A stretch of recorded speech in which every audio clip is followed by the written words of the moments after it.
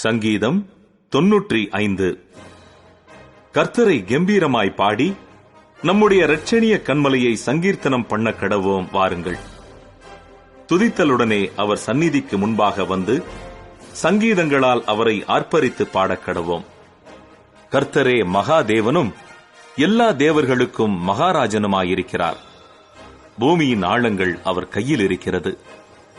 பர்வதங்களின் உயரங்களும் அவருடையவைகள். சமுத்திரம் அவருடையது, அவரே அதை உண்டாக்கினார். வெட்டாந்தரையையும் அவருடைய கரம் உருவாக்கிற்று. நம்மை உண்டாக்கின கர்த்தருக்கு முன்பாக நாம் பணிந்து குனிந்து முழங்கார் படியிட கடவோம் வாருங்கள்.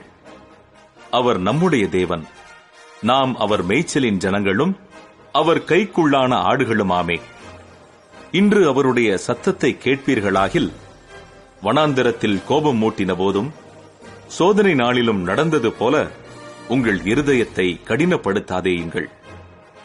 அங்கே உங்கள் பிதாக்கள் என்னை சோதித்து என்னை பரீட்சை பார்த்து என் கிரியையையும் கண்டார்கள்.